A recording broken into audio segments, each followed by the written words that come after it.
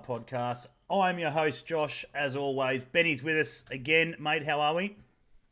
Not too bad, mate. Not too bad.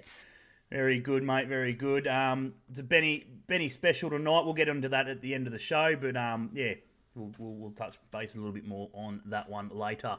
Robbie's here as always, mate. Welcome. Hi, gents. How are we? Very good, mate. Very good. Welcome everyone in the chat. Grand final special. It's finally here. You know, only took a fortnight.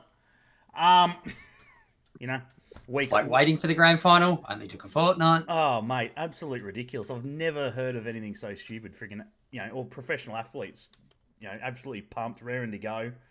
Just wait a week, guys. Have a break. Anyway, guys, we're here tonight. We are joined by Josh Rose. We were meant to be joined by Laurie McKenna, but obviously gave us the flick. Nothing unusual. We're Jets fans. He's jumped on the coastie. One too many shandies. One too many. Yeah. He'll probably blame the internet and freaking everything else, and the club owes him money and everything from above. So next time we'll organise it with Christine so he gets on. Yeah, next time I might have to go down to his house freaking an hour or so beforehand just to fucking. I'm not flying to Terrigal, mate. Exactly. Anyway, so Laurie's not with us tonight, but we are joined by Josh Rose. How are you, champ? Very good, boys. How are you? Well, I haven't just been to Europe, so friggin' not as good as you by the sounds of it. Yeah, no, it was a fantastic trip. It was very good. Yeah, I could imagine. What were you saying? Off to Scotland for a bit, and then friggin' over to, was it the Netherlands or something? Copenhagen in Denmark. Denmark. So yeah, I was off to a good mate of mine is the Celtic 18s coach, so I floated around there for about a week. Got to spend a bit of time with Ange, which was good. See a Celtic Rangers game, which was a great experience. And the weather was beautiful. So it was a good time in Scotland. Yeah, now we know why Laurie's not here. Because Rosie got to see a Celtic Rangers game and Laurie didn't. That was the Rangers win, wasn't it? That was yeah. Was that one? No. Celtic got up 3-2 in the one I watched. 3-2. Yeah. Right. Yeah, fair enough. Friggin' yeah. I think it was last week. It must have been last week or something that they took it easy, took the foot off for a bit. Yeah. But yeah, look, mate. How's everything else going, mate? You got the academy down the Central Coast, which we touched on last time you were on here. So, how's that still going, mate? Yeah. No. Look, it's ticking along nicely, to be honest. I was just saying off air to you guys how I've sort of restructured a little bit, going slightly in a different direction since I've been to Europe. It was a good eye opener. Doing a lot of the right things, just increasing intensity of training and standards across the board a little bit with the top group. Yep.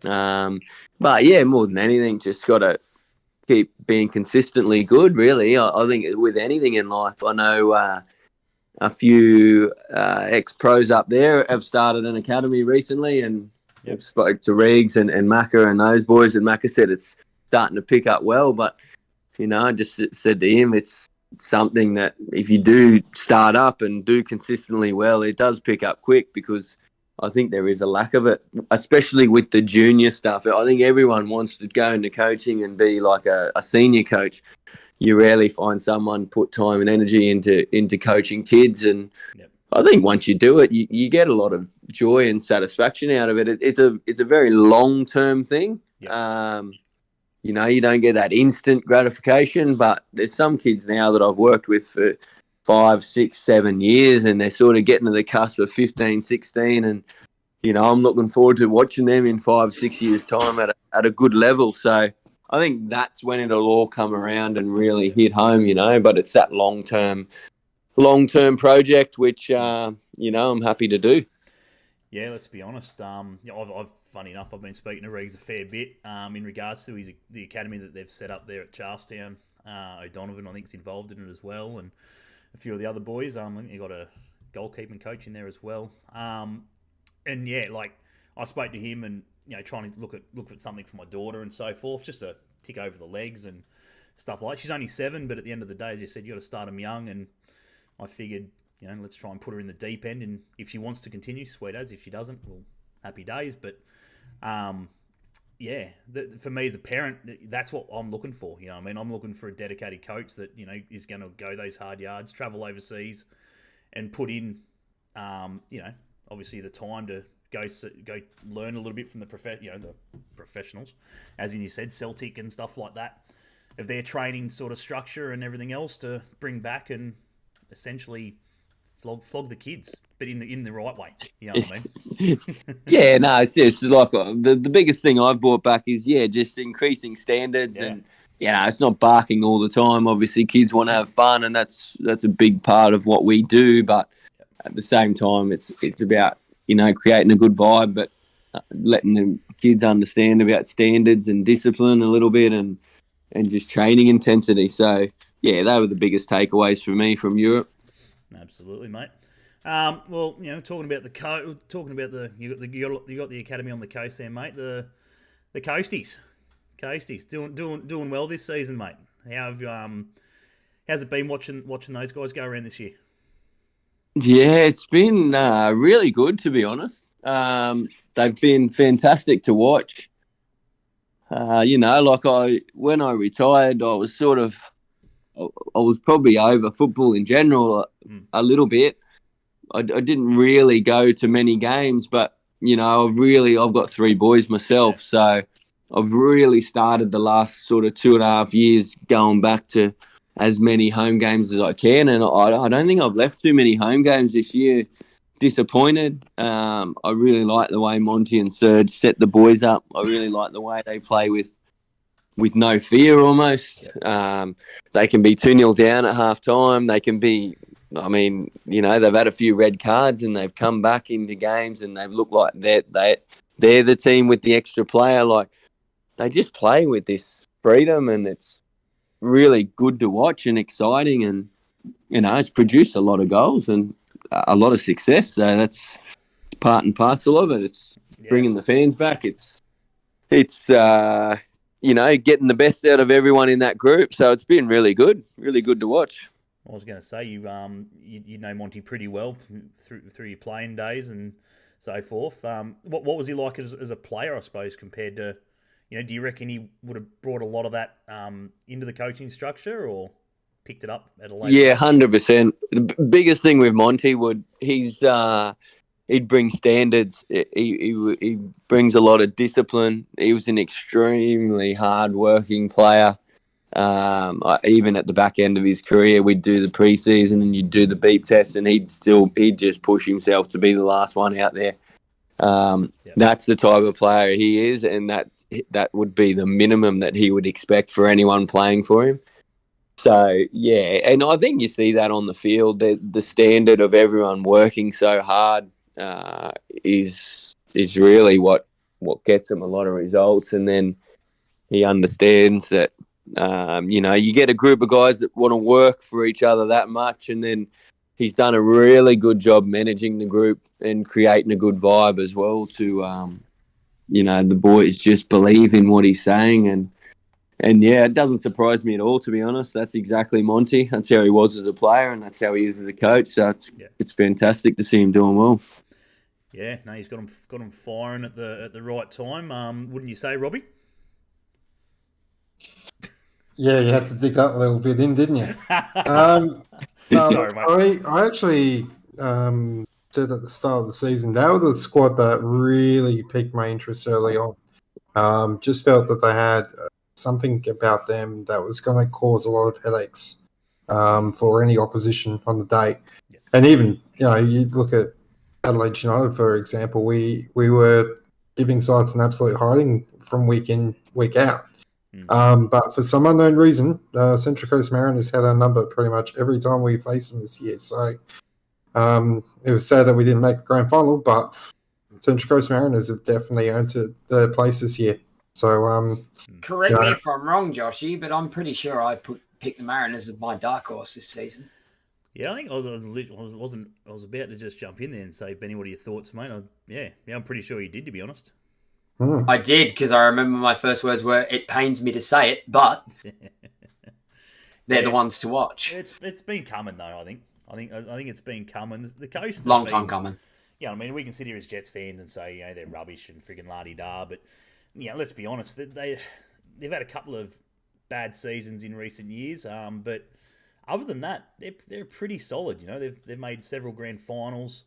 Under McKenna, which we would have spoken about tonight if he was here.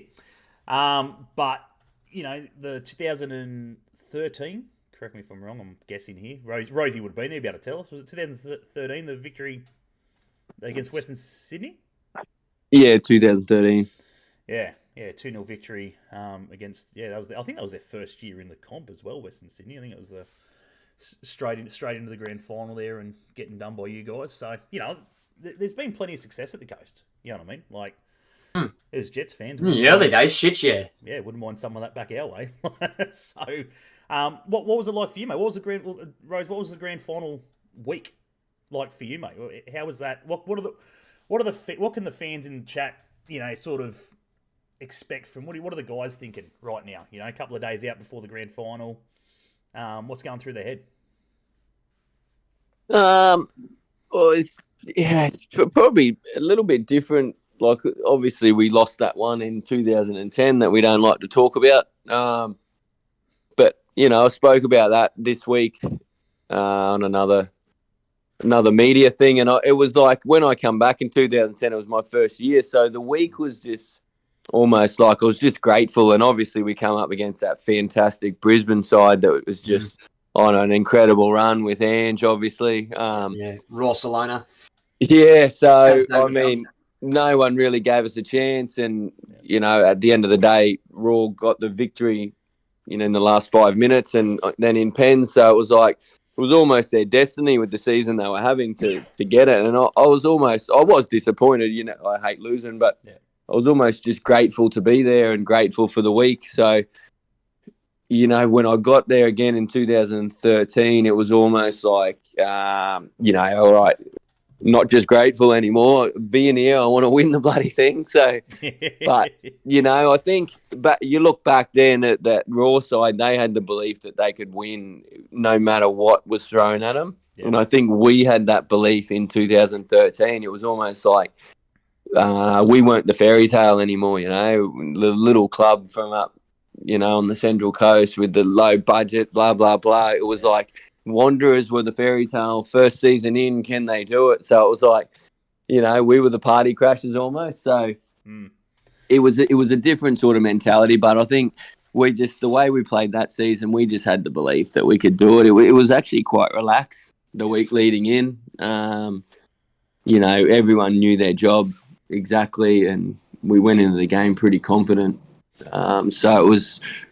Yeah, it was a different sort of build-up. I don't think we had that confidence or that belief in the first one, but the second one I think we did, and that's why I look at this Mariners team, and I think they're coming up against a very, very good City team that's been good for 3 or 4 seasons now, but they just got so much belief, this Mariners team. Like, that's what if I was a City fan or a City player, that's what I'd be worried about. Just the amount of belief that this team has, and the amount of confidence that they play with at the moment. Yeah, they tore Adelaide to shreds. Unfortunately, Robbie, but they just look so good. Like they were in the game from the kick off and never looked like they were going to take the foot off the gas, and unfortunately just crushed Adelaide over the 2 legs. But that 2013 side though, just a little quick one there. Mr. McBreen. Obviously 19 goals. It was still the most goals in a season for a Central Coast Mariners player. So he was on fire. So it was probably meant to be. Yeah, that's right. I think he had a fantastic year. I mean, it was meant to be. I think probably 6 months before that season, his dad Jim actually passed away. So it was like one of those moments. I think, I said to him some stages through the year, I just said, mate, it's meant to be, mate. Like, you're having a season that you've never had in your life, and it's just crazy how it all works, things like that. And he turned up, and we'd actually had a really bad penalty record that year. I think we'd missed about 5 in a row, and then when we got that one in the grand final, and he was just like, "Oh no, here we go again." But I think when that went in, it was like, okay, this is it then, pretty much, because everything had turned around. But yeah, he was on fire. I think you need a striker like that if your team's going to do well. I think any of those sort of top 3 teams, Adelaide included, had Craig Goodwin obviously this year. But yeah, to Adelaide's detriment, they probably just lost a few of their gun players towards the back end of the season, which didn't help, because they had a fantastic run through the year, and then just almost limped over the line at the end, just due to injuries and things like that. So, in the perfect season, everything's got to fall for you, injury wise, player wise, and I think Adelaide just lucked out with a few big injuries late on in the season. Yeah, no, that's exactly right. So obviously it brings us down, as we said, to the 7:45 this Saturday coming. Melbourne City still yet to win a premiership, which is amazing considering that what they've been through with the last couple of years, and with the as I'm concerned, City are the team in this grand final that have got everything to lose. 100%, which I think's got to be in the Central Coast will be feeding off that. They got to be sitting back there going, what we're going in here as underdogs and happy days. You know what I mean?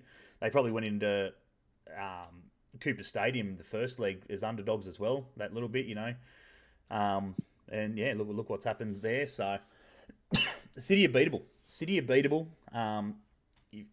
They do make mistakes, and I've noticed this season especially, when they make a mistake, it's usually a big one. It's through the middle somewhere, or just cheap turnover or something like that, and then cheap turnover, lack of tracking back's another big one that I've noticed in them this season. Yeah, 9 times out of 10 they get punished for those mistakes. So if the Central Coast can seek out those mistakes, they can make it very difficult for them. Anyway, on another note, mate, while we've got you, and all this vibe, Robbie's been pretty quiet over the last couple of weeks. His head's been turning with this whole structure of the grand final and the whole chaos, mate. We'd love to know your thoughts on it. The first one obviously being the gap between the grand final. Your thoughts on that as a professional athlete? Yay or nay? Yeah, I found it odd, to be honest. I didn't even realise they'd made it like that until I went to buy tickets for the semi-final here at home, and then I went on the Ticket Tech, and they already had 2 bays for the grand final for sale. So I thought I'd just jump on and buy tickets for the grand final then. And I said to my boys, look, doesn't matter who makes it, we'll go anyway. And then I checked the date, and I'm like, that can't be right. And I double checked and I triple checked, and I'm like, what is going on here? Why is there a 2-week break? I couldn't understand why, but then, this whole festival of football thing, I think it's sort of fallen through a bit this year and not worked out the way they really wanted to. So it hasn't planned out too great. So ideally for me, and even if I was a coach in that situation, I don't know if I'd like a 2-week lead in, to be honest. It would be difficult to plan. You're very monotonous. You'd be probably second guessing, working on things. You might work on it in the first week and it's perfect, and then the second week it's not so perfect, and you're like, oh no, we should just play it on the weekend. But it's odd. I think I don't like the idea. I'd rather just get it over and done with the next week. But it is what it is. So you just have to put it out of the mind and deal with it, I suppose. Yeah, it's the cards they've been dealt this year. Hopefully it changes for next year, mate. But anything you want to add to that, Robbie, mate? I know you must be freaking itching to say something. You're not a big fan of Townsend this year, are you, mate? To put it lightly, this festival of football has been an absolute shit show. It is Fire 2.0. That's the best way to describe it. It's not a festival of football. It's a non-festival of football. Yeah. Look, This is the thing. When you are an employee or a coach or a trainer or a player, you are held to certain KPIs in regards to your position.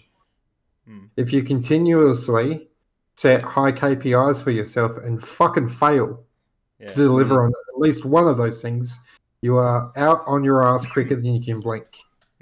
So how someone can continue to be a chair of the APL and continuously fail to meet his KPIs makes me scratch my head.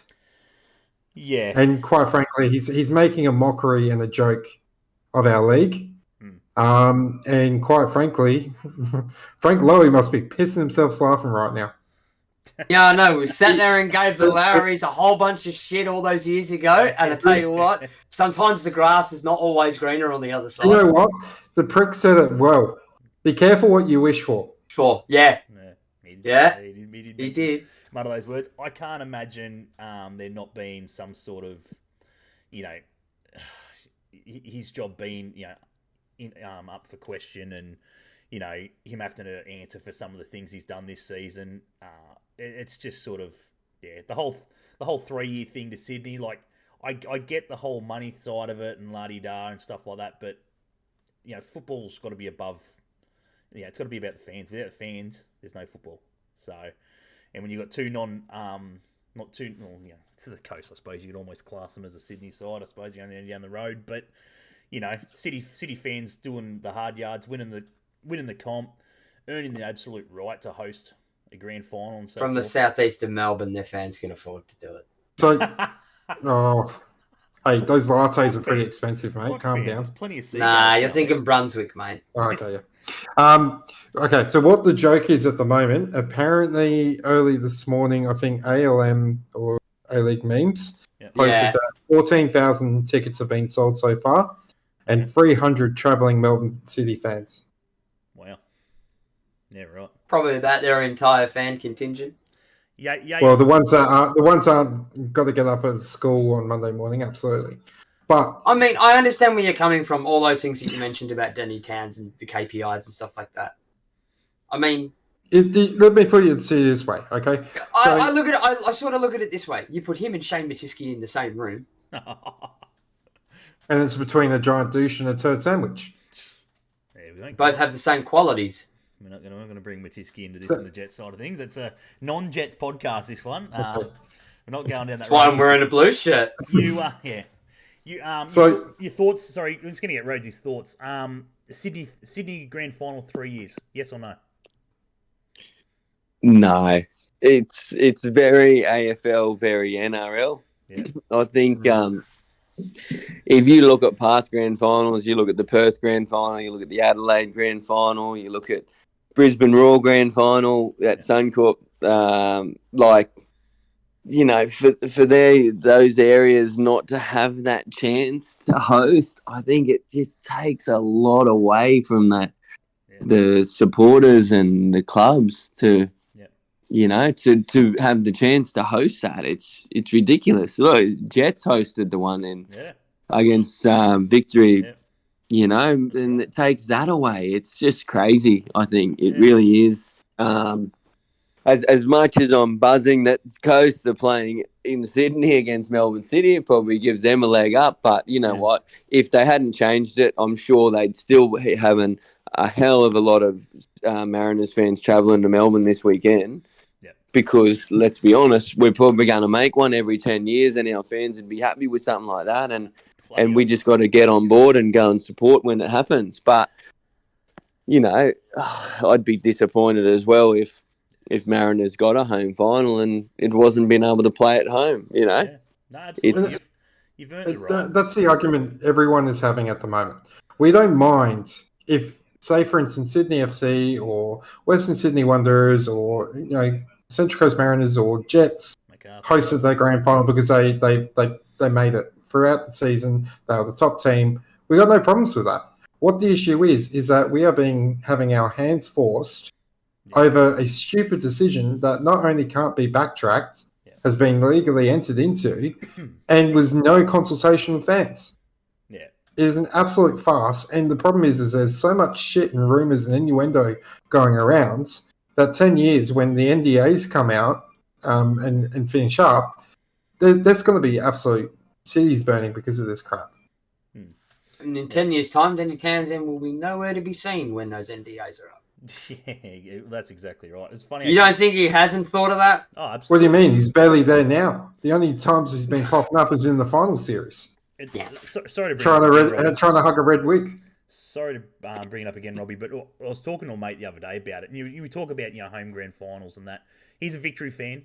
He's die hard, but his thoughts are: could you imagine this in place when we beat Adelaide and Archie went on his riot of goals? If that was played in Sydney, not in Melbourne, do you think he would have scored that many goals? Probably not. Nah. Probably not. He may have, but more like not. Because surely the massive fans would have travelled pretty well. You'd imagine being Melbourne, but not as big as what it was. No. And, the atmosphere would have been completely different.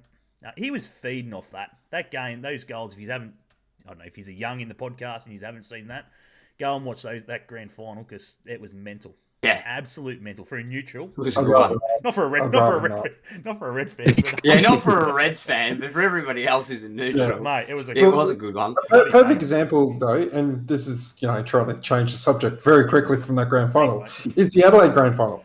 We had 50,000+ there, right? We had a huge contingent of Western Sydney Wanderers fans over here. Yeah. All right. And I can honestly tell you, anytime there was a goal scored from Adelaide United, that ground felt like there was an earthquake. Yeah. Sorry to trigger those in Melbourne at the moment. It was intense, and this is the thing we said as well, part of the Red Army. For us, we knew where to go after party, right? We knew where the players were going to go drinking. There's photos of my mates basically with, the premiership medallion around their necks. It was for the fans, where basically the players and the fans mingled. One of my mates, I think he blew something like $2.5 grand on the bar that night because he was drinking responsibly. And it was those are the memories. It's not just a game; it's the memories afterwards where you get to celebrate as a club, as a fan, to be able to enjoy that experience with the players who've worked goddamn hard over that season to get to that stage. Yeah. You're basically trying to tell us there was no tradition when you keep on referring to said tradition that you're trying to change. Yeah.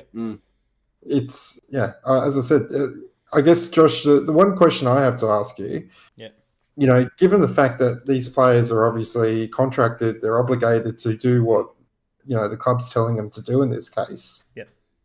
When you hear someone like Craig Goodwin go out and publicly say, I'm not happy with this decision, you as a player have got to turn around and go, well, shit's got to be real serious here. Am I wrong?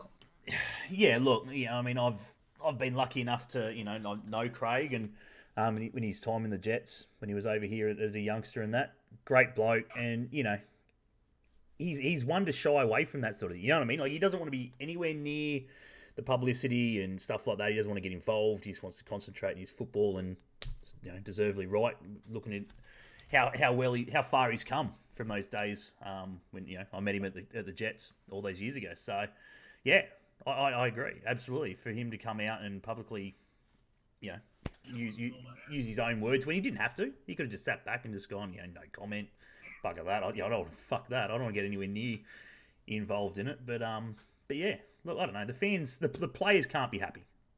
Like they just want to play football and. You can't tell me that you're in the boots and all these, Socceroos and stuff like, surely McLaren, gee, I've got him in McLaren, fucking hell. McLaren would want to play at home in Melbourne. His whole family's there, his dad and everything else and shit like that. So, now they've got his whole family's got to travel. These players who have earned the right to host that for me, that's the big one. It's families. You know what I mean? Yeah. Like families of the players. Josh Rose, you know what I mean? He has standout year or whatever he is, freaking player of the year, whatever. And they've made the grand final and they've got to play in Perth. You then got to send his whole family's got to piss off to Perth just because they're hosting it for 3 years, let's say. It's bullshit. But the Coast have earned the right to host the grand final because they won the premiership. I'm sure he'd be pretty pissed. Would I agree with that one? Rosie? Yeah, it's ridiculous. I think, it takes away from the fans. It takes away from the clubs. As I said, it's something they've earned the right to do. And, we had to we had that in our favour against the AFL and the NRL. And I think we've given that up. It's ridiculous. Could you ever imagine a Melbourne Derby final in Sydney? It just doesn't make sense. You almost wanted an Adelaide City final in Sydney to just prove the point of, it's crazy, mate. What are you doing? That is ridiculous. Not going to lie, that's what we're all crossing fingers for. Oh, we were, absolutely. Well, mate, absolutely. To prove the point, that would have been it, it's not a good decision. I don't know. I really hope they go back on it, but I don't know. I'm not keeping it. I don't hold high hopes for that, unfortunately. But I think it's the biggest issue, isn't it?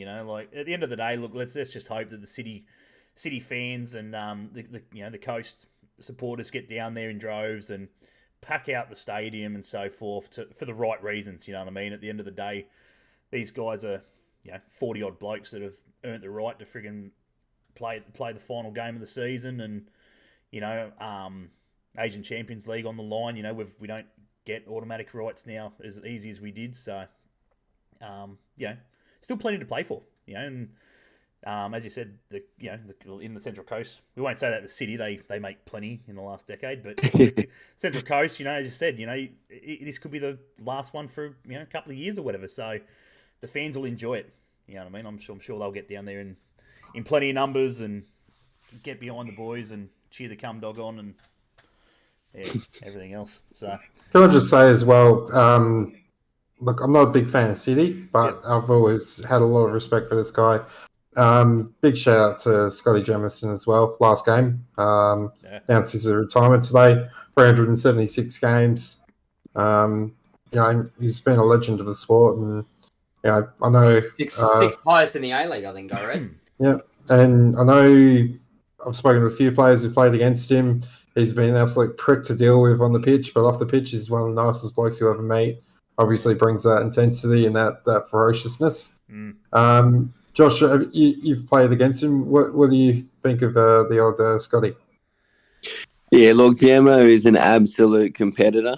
I always got on with him quite well. I think it's that whole left-back union type of thing. We had that mutual respect for each other.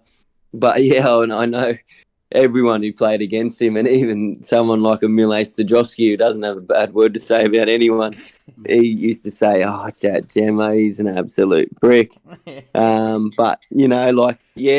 saw the announced the retirement.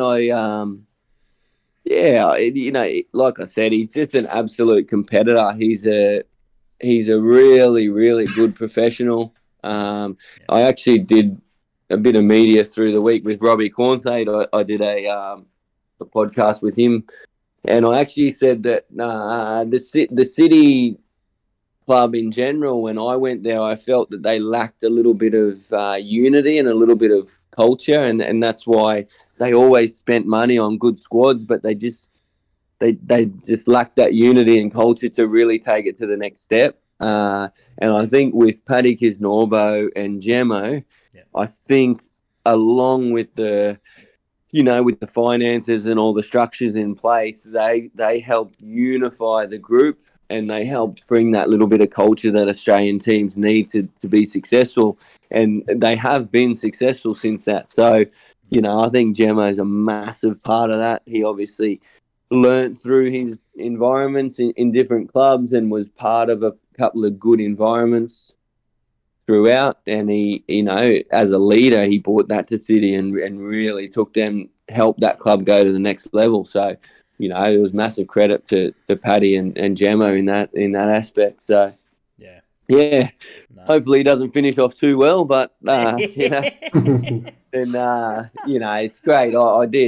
He's a fantastic guy. He's a fantastic player. So it'll be disappointing not to see him go around, but I'm sure he'll stay involved in football in some aspects. So we'll still hear hear his voice somewhere. I'm sure of that. Yeah, I still reckon he could have gone another year or two. I think he could, yeah, definitely. But yeah, it's just I don't know. It's one of those things, mate. He just obviously feels ready, and he's probably got something else ready to go. Yeah, he's moving into his sometimes- coaching stuff. Yeah, so sometimes you just don't want to do it, and hopefully he wasn't pushed. Just to get some more Maybe he's numbers thinking for to go the out season. on a high. Well, that's it. I mean, I'll look at it this way. As a player, sometimes when your body knows, you know. Oh, absolutely. And you'd rather finish on that high Yeah. than spend the next 2 years trying to chase the next generation and falling behind constantly and, falling back onto the bench. So, I'll give him full props. The guy's had a stellar career, and obviously, I think his highlight would still be the game of two halves with Simon Hill and Bubsy Babes versus the Gemmo Tarts. And yeah, that was a classic show. It used to be one of my favourite things of the week. Yeah, But all the best to him. And as much as yep. Sorry, mate. Talking about retirees though, and I thought I didn't see it coming. You know what I mean? I thought he would have been, maybe been in the off season or something like that. Maybe just a stunt to get some more numbers for the City fans up to Sydney, to watch him play and so forth. But Wilco for me, I thought he would have been the next one to go. Rosie, you played plenty of games with him, team of the decade at the coast, and great bloke. What do you reckon? Another year, Wilco? I'm not sure with Wilco. I think he's in that same boat as Gemmo. As I think he could definitely go another year. I think he will retire. Yeah. But yeah, I suppose we just got to wait for that announcement. I think he'll step away, but yeah, we just have to wait and get confirmation. To be honest, I was talking to a mate of mine, and I was like, if Corica goes, he'll go. He'll retire. I don't think he'd go around again under another new management unless they offer him the job. Yeah, I'd agree with that. I just don't think. I mean, it's not a rebuild. It's definitely not. Definitely wouldn't be a rebuild. But No, I just think definitely time to pass the torch. I just sort of figured if Corica goes, he just he's got to be thinking it. It's he was asked, I think, in the last game they played, in the semis or whatever it was. Is it time or whatever, and he couldn't give an answer. He had no idea, but. I don't know. If it is, though, friggin' again, you talk about stellar careers between him, backline, just absolute legends in the backline, like those two, top of Stanley, workhorses. Josh Rose, maybe as well, backline. Nigel Bugard. There's just been so many, you know what I mean? Like, you look at that Central Coast team of the decade, which I was looking at the other day, other than one player, which I'm fucking amazed how he made the squad. For the team of the decade. Was McBreen in there, was he? Yeah, no, McBreen. No. Oh, yeah, he was there. He was there, but no, he well and truly deserved to be there. No, for me, and again, it's got nothing to do with the bloke, like personally me hating the bloke or whatever. It just fathomed me. I was like, really? He didn't play that many games. It was a Beanie. A Beanie made team of the decade for the Coast. Yeah, I was like, what the fuck? I was like, yeah, I don't know about that. How? He didn't. I don't know. For me, it was just. I want to see this team of the decade now. I'm not sure. Is that the team that is Tom Rodgick in that one or no? So we've got what's this one? Substitute. Because Tom Rodgick gets bandied about with a few of the Mariners teams, and don't get me wrong, he's an extremely great player, but I think he only played 20 games or 17 or something before they sold him. So it's he's good. You can't, you can't put him in. I don't think on what he's gone and done. Yeah, it's what he's done for the club. Yeah. But yeah, no, Abini had a good run. I think he was there when 2010. He was there for that sort of 3 or 4 year period where we did well. So I don't know. What have we got Maybe there? the fans just saw him in a different light because I think the fans picked that one. To be honest, possibly. Well, you got Matty Ryan in the back. Matty Ryan, Wilco, Zwoniak. Is that how you say that? Zwanwijk. Zwanwijk. He was Dutch anyway. Bozic. You, Rosie, Jednak, Hutcho, Pontiac, McGlitchy, Abini, McBreen, and then the bench was Vuka, Sainsbury, Quaid, Kwasnick, Stajovski, and Matt Simon scraping in at the bottom. I'm like, wow, jeez, he scrapes in over a beanie. It must have been done a while ago, surely, and they haven't updated. Yeah. Surely that's not the friggin' legit friggin' team of the decade. Fucking hell. As if Simon doesn't get in there.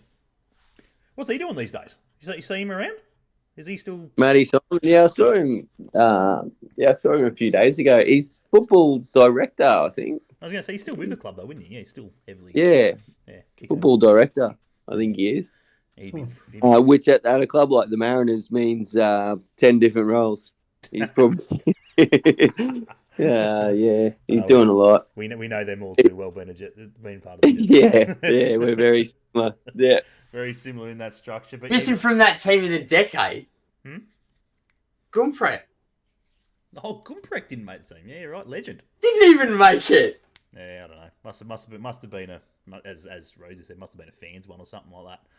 There's a lot of players. Has to have been. There's a lot of players that you'd surely pick. Maybe Beanie was the Bodie McBoat face of the team of the decade. Oh, don't even. I don't know. That's It's an interesting one. Can't stand him. Simon will be kicking himself. He'll be filthy, surely. Should have stayed one more year. Scraped on the bench, played 5 minutes, would have picked up another fucking medal, hopefully. Bloody hell. Anyway, guys, we're gonna slowly wrap it up there and let Rosie go. We've had a great chat with him over the last almost hour. But yeah, mate. Final thoughts on the game. What do you reckon? How's it going to go? Obviously, you want the Coast to win. Have you got a score prediction? Do you reckon it might go to penalties? How do you see it going? Look, I think knowing Monty, I think I know like there's the big underdog thing in there in the press, but Monty will be filling the boys full of confidence all week. He won't be playing the underdog tag at all. He'll be telling them that we are very, very able and capable to match them. Yep. He'll be wanting to set the tone as well early on. I think he'll play very open, which sometimes in finals you don't see. So I'm kind of hoping he does that because it'll make it more exciting than a lot of 10s finals normally are. And then in that case, if you're going to play like that against City, I think you're going to concede goals, but I think you can score goals as well against them. Yep. So, look, I will predict a Mariners 3-2 win, hopefully, and plenty of goals and plenty of excitement, hopefully. That's what I'm, hoping to see, to be honest. Fingers crossed. Yeah, I can't see the Coast going to penalties. To me, just from me watching him throughout the season, he's just one of those blokes who I can't imagine wanting to go anywhere near penalty shootouts. He wants to get it he'll want it done in 90 minutes. Whether he wins or loses. Absolutely. Yeah. That's it. And that's it. Even if, let's say they get beat 1-0, you know what I mean? It's like, fuck, don't score. He'll throw everything in the kitchen sink at the wall for 90 minutes to do it. Yeah, 100%. Yeah, so... good luck to them, to both teams at the end of the day. Good luck to them. They've both earned the right, I believe, to be there. The better team will win on the day, and great final for a neutral. Mm-hmm. Will be a great final for you. There'll be thousands of tickets available, so get down there and if you can, as only from Robbie once said, he said there's only 14,000 sold. Fuck. Yeah, I mean, look, you just got to spend close to $900 to get over there, and that's just the taxi from the airport. Well, the Jets members got a message in the mail last week. I believe we got 15% discount on grand final tickets. I don't think that's ever been done before. Fuck, they must be desperate. They are. Because I was waiting for my Adelaide United one to go get sent through so I could explain to them how they could turn that into a suppository. Yeah. I just can't. Did you get one? No, surprisingly enough. Yeah, I know, because I also get all the emails for the Western United members as well. Yeah. Because I'm shifty like that. And they didn't get any discounts either. Oh. So they're clearly focusing on everybody who supports A-League in and around the Sydney area to buy those remaining tickets. Yeah, absolutely. Yeah. So... Hey. Just remember, guys. Yeah. Melbourne City get the choice of their locker room, okay? That's really important. Look out. It's a huge advantage. It's a huge advantage. Bloody I mean, I suppose the stadium's already painted sky blue for them. But there's no seagulls, mate. They're going to be absolutely. They're not going to know themselves. Well, put it this way. True. Put it this way. I looked at this the shit they put on Facebook the other day because there's been nothing in the media. Right? I was talking to Robbie about this.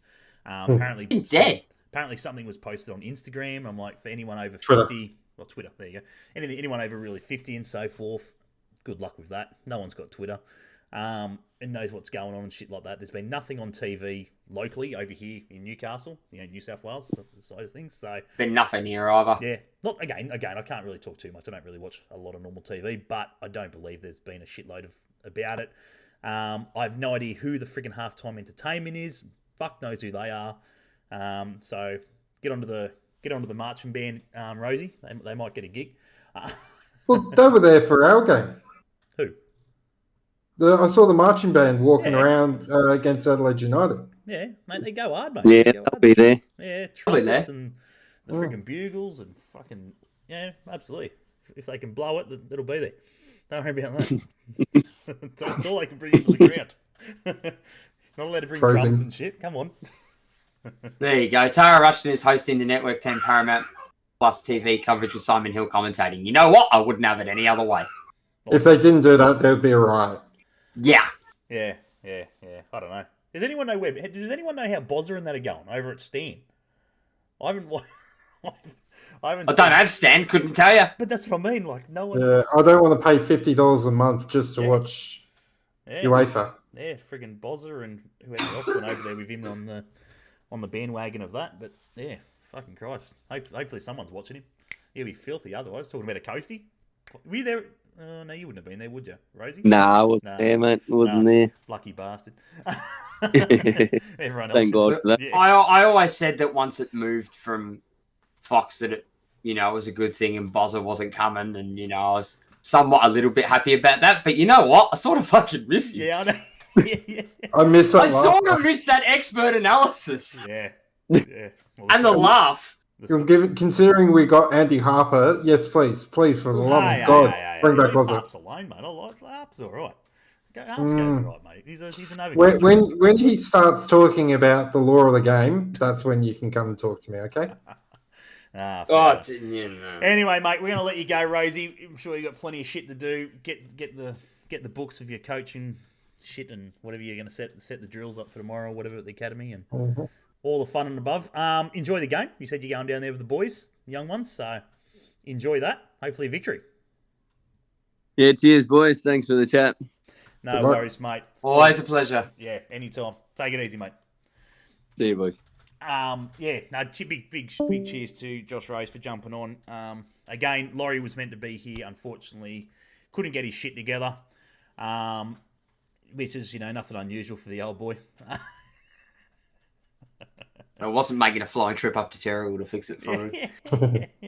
Yeah, that's right. I did see that. The grand final entertainment is Ashton Kutcher. That's I was like, Ashton Kutcher is coming. Is that different to Bangers and Mashed? Oh fuck! You guys never heard of Ashton Kutcher? No, who the fuck No. is that? They're the ones that did Dan Andrews Get on the Beers. Oh, that'll do me.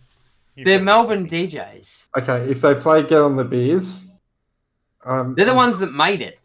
yeah, but I'm saying if they play that song, then I'll be happy. If they make a 'Cause that's a mashup, little bit of Melbourne if they make up a mashup with friggin' of all the Danny's- lies that Dan Yeah. Townsend has said. That would be fucking brilliant. I'm on No, board. they won't do that. But yeah, I've never heard of him. I've heard of that, and there you go. Mate, Anyway, I'll put money on that you've seen them live and didn't even realise. really? Who was that? Where? Yeah. Back in our clubbing days, mate, you've seen them live, trust me. We both have. Really? Probably 2 months hard to be able to remember. Fuck no. It must have been a good night.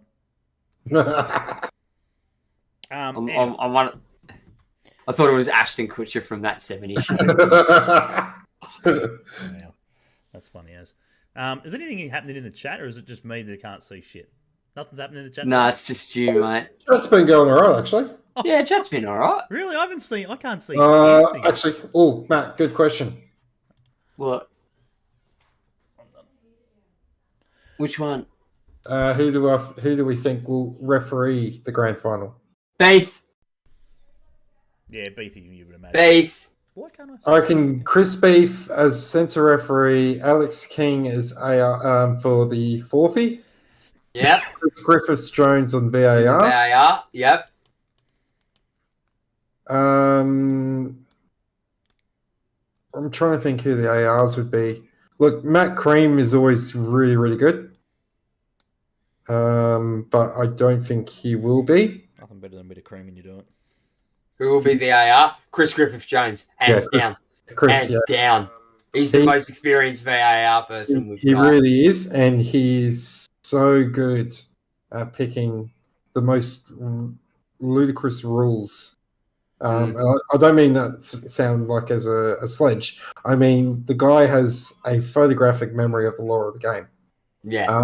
You know, when you look at a situation like the World Cup where that was it World Cup? No, I think the European Championship, and Italy did the pass back and came offside from a corner kick. Yep. He's the sort of guy that you'd want in VAR for that situation. If it went in for a goal, he'd be able to overturn it. He's by far the most experienced VAR person in the world. Not just here, in the world. He was one of the first people to use it. Yeah. Because it was, and he knows it. Yeah, and he knows it better than anybody else. Exactly right. Yeah, so, but can he use it on a friggin' nice warm night in Newcastle, friggin' against Melbourne victory in a grand final? Shut up! No, he can't because someone fucking tripped on it. When shit goes fucking tits up and friggin' there's no friggin' connection. You can't blame a referee for that shit. That's a technical. We're not blaming the ref. No, the referee was on. No, mate, that's some victory scumbag pulling the plug. It was like that scene from Flying High. Oh yeah. Good one. Anyway, now looking over his shoulder, waiting for him to run down the fucking pitch, and they've just gone, "What does this button do?" Flick. Anyway, now I can. Hits the back of the net. Flick. Light goes on. Light goes off. Light goes on. Light goes off. Uh-oh. Now that I can. Oh, they've scored now. Turn it back on, quick. Now that I can see the chat and friggin' I don't know, no idea what's going on with my computer. Why it's there, it's up, it's telling me there's people, but anyway, welcome to everyone. I thought everyone just ghosted us and just not bothered. Hey, there's been people here. Yeah, no, there's been plenty here. I can see them now. So yeah, no, welcome guys. Thanks for tuning in tonight. Muchly appreciated. Yeah, it's going to be an interesting game on the weekend. Let's put it that way. Good luck to whoever wins. You know what I mean? That's the biggest one. Can we get into some exciting Football's news? the real winner. Can we get into some... It's not going to be the same anymore. It's not going to be the same. Fucking soccer. Danny Townsend's a real winner. It's fucking bullshit. Huh? Danny Townsend's a real winner. Soccer AM freaking had their final episode the other night. Fucking yeah, filthy. I know. It was filthy. What was I going to say? Yeah, can we get to the real news? Can we get to the real news now? Get off the A-League and everything else. Luton's coming up, baby. Luton's coming up. Fucking Christ. Happy days. Happy fucking days. King Premier League football at Kenilworth Road. Can it you is a fucking picture it? dog box of a fucking stadium. Can you picture it? Can you picture it? I can't remember. I think it was Matt Lewis or someone else. One of the guys from the APL who does the photography now. He posted a photo of it on Twitter today saying this is the entrance gates to the stadium, and it's basically the Ring of Sauron from Lord of the Rings. It's like just the eye in the yeah. So it's going to be interesting to see if they're compliant with FIFA regulations and EPL regulations. I don't know if they'll make EPL regulations, but I know they meet AFL. No, you'd be surprised. No, they're borderline on AFL. So what they've the championship. I'm all over it. Fucking rap. They're in the Prem. Can't fucking wait. So they've got official. It's been official. They've received the paperwork. They've received the what is needed. Officially $12 million worth of renovations that need to be done before. I think they've got like 4 weeks to get it all done before the season starts. So it's got to be completed, done. Oh, it's going to be completed 4 weeks out. 4 weeks out. So they've got completed, gone through, structurally tested, fucking all that. Absolutely. So fun. One of the major ones are lighting. Lighting is a major one there. It's my It's not a opinion, deluxe. It's borderline championship. So that was like it's like on the border. Yeah, of it's that. lower end. So you just need to update deluxe. So all that needs to be done. What else needs to be done? They've got to get a massive, like they've got to get contractors in and shit like that, and a surveyor and shit like that in to work out and to get the structure of the grandstand that they've currently got, because they've got to allow more away fans. So in previous years, like even this year, they only allocated X amount of seats to away fans. That's now been changed, which means that they've got to allocate more seating for away. So they're trying to work that out, as in, are they going to suffer in the home dugout, or can They're going to have to, or can they expand somehow, somewhere, to fit maybe, let's say it won't be ridiculous. Let's say fucking 200 extra away fans. They're going to have to go up. So here's the real question. Yep. How long till the season kicks off? So next season. So it's officially finished now. What's that? So that's the first, let's say June, July, August. They got the cup. So it's about the 23rd of August, give or take. It's late August. I can tell you right now, yeah, within a certainty, they will have to sacrifice home seats, because you forget, I've got family that work in similar businesses in the UK. Getting a contractor to fucking build anything over there at the moment is a joke. Oh, yeah. You cannot get them. Yeah. So them even paying double, even if they pay double, there is no way they'd be able to get enough contractors to extend that fucking stadium. The only way done in that time. The only way you'd be able to is if you have fans in there who are contractors, and you wave at them and go, "Hey guys, do you want 5 years worth of membership?" Yeah, no, look, the fan side of things is going to be will be a bit of a stretch. That's not part of their regulations, right? That's not part of, exactly what. It's more because if they're building, because they're going to have to go up. They can't go out because it's all residential around it. Correct. Yeah. No. So they have to go up. In doing that, they're going to have to get a structural engineer to come in, assess and redraft the plans for the current grandstand that they're going to have to build it on, which is probably out of date, which will probably need reinforcing as well. So there's more money on top of that before they can then start to build. Yeah. No, and again, waiting for somebody to come and do that takes time. Yeah, no, all that'll be done through the season and shit like that side of it. The main areas are the lighting. The other main area is the ground itself. The turf. I think, don't quote me on it, but I think it's like within the next 2 to 3 days, the whole turf's getting ripped up and shit like that. It's going to be getting heated. So they've got to put heaters in there. They've got to frigging get the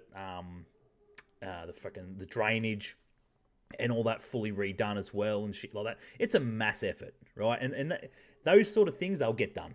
They're the main things that need to be done. Things, yes. The pitch side of things, as I said, they have to legally allocate more away tickets for the away fans and that. So they will, as Ben said, they will suffer. The home fans will suffer this season, next season, in that regards. But look, at the end of the day, if they do well and shit like that, and they can survive the season after that, who knows? Who knows how many seats they can get into it, and who knows what they can structure it and get it all done with over a 12-month period. Even if they don't survive, all that money they're going to be getting in broadcast rights is going to redevelopment. It's going to be put into the stadium infrastructure, because even that team now is fucking, even if they do come down, solid fucking championship side for the next 2 to 3 years. Yeah. Oh, without a doubt. Yeah. And if they've got to go to the extent of getting the undersoil heating, which they have to for Premier League, there's quite a few championship teams that have already got it. Yeah. But you generally find that they're ex-Premier League teams anyway. Yeah. Look, there's been if you look at it this way, it's a good way to be able to upgrade your stadium, get that taste and that feel, and then, if you drop down, then you know what you're fighting back at. Yeah. Well, I had a look at this as well, right? It popped up on my newsfeed today. A breakdown or a list with their logos of every team that's going to be playing in the championship next year.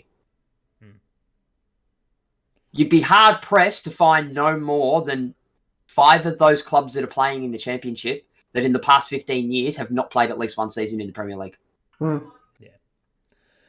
I think the biggest issue is There's only a handful. Is from the fans' point of view. I think they're excited, they're happy, they're as I'm sure they would be. They're going up to the Premier League and so forth. But from what I've been reading and so forth in like British Times and fucking English, fucking the real stuff, not the Sun. As long as it's not the fucking Sun, not the Sun, and shit like that. There's a lot of fans out there that aren't happy. Are happy, but a lot of bad could come from this, right? Because at the end of the day, if they are a successful side and they have a good run, and let's say the Premier League, let's say they survive the drop next year, right? It's going to be fucking talked about of a move in the stadium. It's they have to. It's massive. If they survive for more than say the next 2 seasons, right? It's more than on the cards. They'd have, and that's what. And fans are like, there's been so much chatter in the friggin' over in England and stuff like that of like their local papers and shit. They're saying that they don't want to move. This is part of the club's history, la la la. And then obviously people like, they'll turn this into the training facility, and people are just like, whoa, fuck this. Well, what are you talking about? Let's just enjoy next season. And if it's successful, well, fuck, maybe then we might think about it. But let's just enjoy next year, and hopefully they survive the drop, and then fucking they can talk about it. But I can imagine a lot of people who have been going to that ground since they were wee kids and shit like that, and who are in their late 60s and 70s, going, fuck me. I'm not bitch of the stadium. Yeah, it's a prick of a stadium. Can you imagine the City fans fucking your big top tier sides? Fucking sides of it have got like residential houses up against the walls of the fucking stadium. Yeah, over you literally friggin'. You have to walk through the street to get through the fucking gates. Yeah. It's friggin' mental. But anyway, good luck, good on them. Congratulations to them. I do hope their captain has a speedy recovery. Unfortunately, he only seen about 16 minutes of it. It was fucking scary shit. Dropped. Fucking collapsed. He collapsed, which is freaking crazy because I was watching the rugby league last night, and exactly the same thing. One of the boys playing rugby league had a fit for Canberra, the Canberra Raiders, and fucking absolute bullshit that it happened. So, it just sort of determined, makes you think and realise, the extremes of the sport, of professional sport these days. You know what I mean? Big. Hope he gets well and shit like that.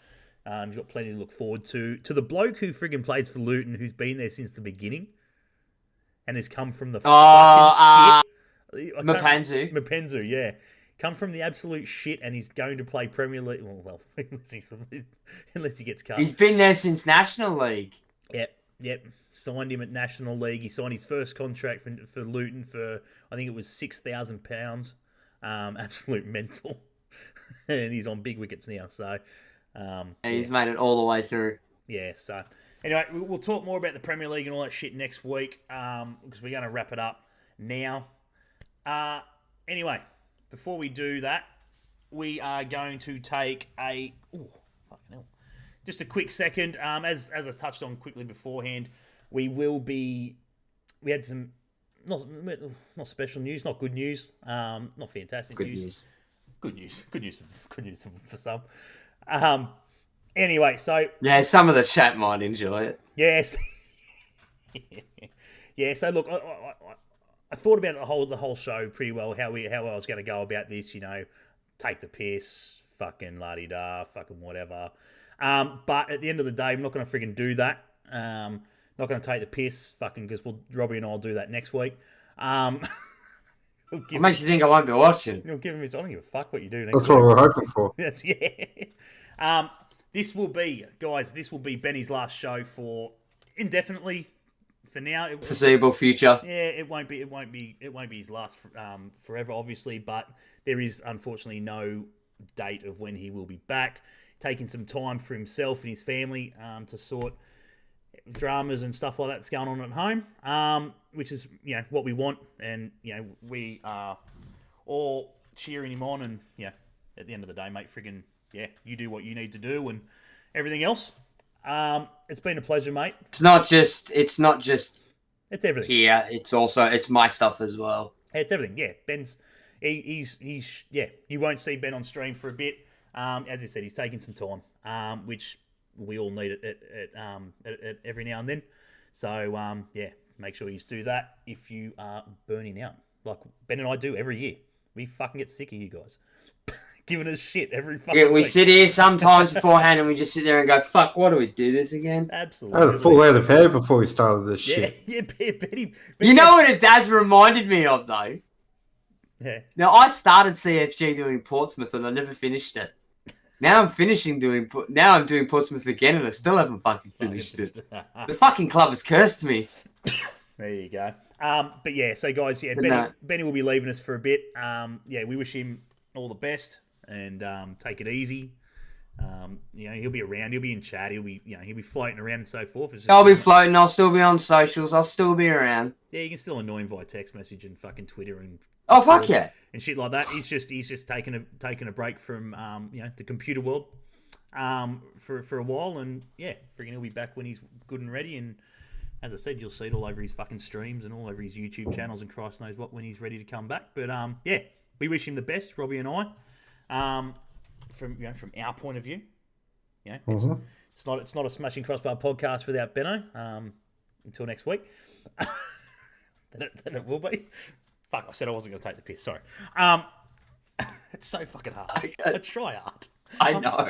I really try hard. But yeah, I can't see any fucking messages in the chat. So if anyone's putting any messages in there, Luke's asked to redeem a dab, and Noopy's gone dab, dab, dab. I think Luke might actually have one sitting there, actually. Everyone's fucking getting there. I think he might actually fucking have one sitting here. Oh, here we go. We might have one first on the show. Luke's got one, and actually Maddie's got one as well. There we go. We're going to get a double here. They're sitting here from 10 days ago. Yeah, here we go. Is Luke even fucking here? I haven't seen him. I don't know. Well, maybe he's not here. Oh, I can't really. I don't think he is. Oh, there you go. Well, we're going to give. Oh, no, he is fucking here. Mm. Oh, there he is. Probably. Sure. There he is. Probably. I haven't seen him. There you go. Well, here we go. Friggin' wind it up. Wind it up. Fucking wind it up. Robbie, if you haven't seen this, mate, you're about to witness greatness. Oh, fucking. The best of it is I get to see it twice because I got you on the 7-second delay. Mate, you can see it 4 times because Luke's got one and Maddie's got one. So here we go. It's going to happen twice. I don't want to clear them out. All right, here we go. And before we go, mates, we'll end with this. So again, Benny, enjoy your time off, mate. Friggin' we'll catch you. We'll fucking wind that shit up. Here you go, fucking Lukey. Fucking.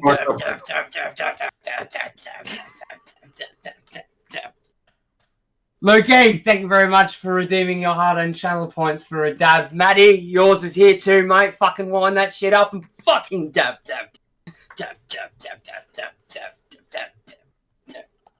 Maddie, thank you very much for redeeming your hard-earned channel points for a dab. Fuck me. I didn't realise it was biologically possible, but I think I just got impregnated from that. Oh, mate. I did one for Maddie and I heard my elbow go clunk. That's special. That's special. Anyway, guys, we're going to leave it there. Friggin' next week we'll be back. Myself and Robbie aren't going anywhere, so we'll be back. Who knows? We might be looking for a replacement after a while. So feel free, send through your freaking resumes. I'll vet my replacement, thanks. Yeah, send them to Benny. Benny will freaking sort I'll sit in a bed. I'll go through everyone's fucking resumes. Fuck me, Doc. I said we're not going to take the piss, and he's taking the piss out of himself. Anyway. Of course I will. Absolutely. Anyway, guys, we do. Like I said, it's not forever. It's just until. For now, exactly right. Benny will be back eventually. Anyway, guys, we're going to leave it there. Take it easy. Enjoy the remainder of the week. Enjoy your football wherever you're going to be watching it. If you've got nothing on, be sure to get down and support the 2 teams in the grand final. Because at the end of the day, as Benny's mentioned and touched on before, I'm fucking getting that. I need that from on my freaking stream deck. Football is the winner. Now that I'm not going to be able to hear it from Jimmy Bullard fucking on... Mate, I'll find a clip of Jimmy Bullard doing it and I'll fucking splice it together. Don't you worry about it. Thank you. Righto, guys. Take it easy. We will see you guys next week, myself and Robbie. Big shout out to Benno. Everyone wave bye to Benno. Not going to see him for a while. Take it easy, Benno. Thank you very much, guys. It's been a pleasure. It's been a ride. And even though freaking there's probably going to be plenty of us, me included, on the Central Coast bandwagon, we can't end the show without Benny and myself, with this one little number right here. We hate Coast Scum. We still hate K-Scum, but not for 90 minutes on Saturday. Not for 90 minutes on Saturday. Fucking enjoy your week, guys. Take it easy. We'll catch you on the next one. Stay safe. There you guys.